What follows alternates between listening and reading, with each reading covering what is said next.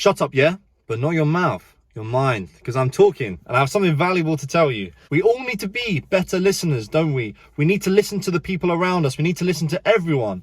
But when we know this is true, we often forget that everyone in our lives also includes ourselves, the person that we're constantly with. We need to listen to ourselves.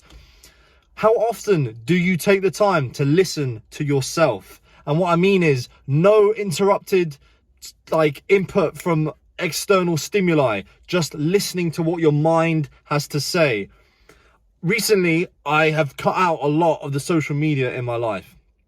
And I realize now that it's out, that the reason that it was there was to try and suppress myself, my mind, my thoughts, because it was uncomfortable. It's not nice. But yesterday I decided, because I was bored, I hadn't felt the feeling of boredom for as long as I can remember, because there's always an escape. But I was like, I'm bored. Let's go for a walk. So I went and took my ass into the forest and I went on a walk. And you know what?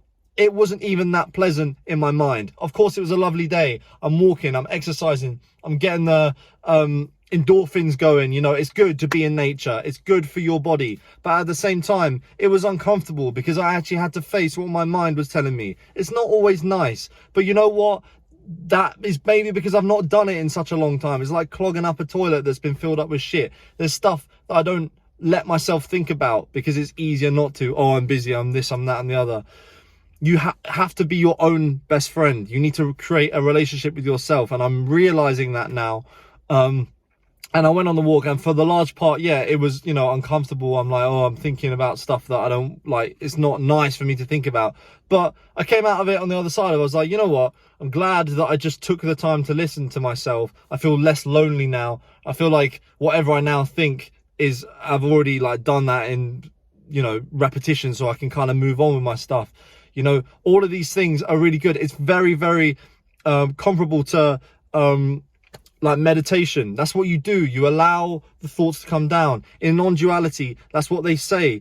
These thoughts, these feelings and stuff that you might not like, that you have resistance to, what you should do with them isn't try and press them away. Oh yeah, forget about it. Skip next. That's what we do. That's our culture. That's our society. That's what we built everything around. Instead of that, we should allow these thoughts to come up. And yes, in meditation, you can do that. And that's a very, easy setting to do that in. But there are other ways if you don't necessarily want to sit and just meditate.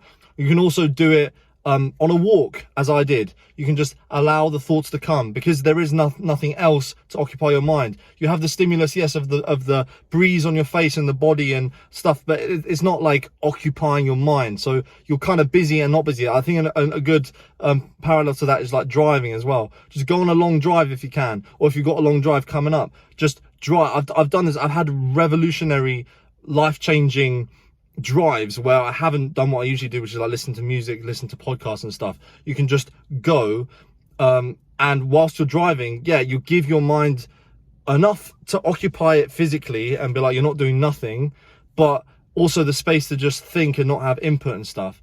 So for me, driving, walking or meditating, those three things, it's something that keeps your body busy, not so much of a meditation, but something that keeps your body busy, but allows you to listen to yourself, be your own friend, listen to what comes up. You might be surprised, you might have ideas, all of these things. They say all of man's greatest ideas and such. I'm sure the quote goes smoother than that.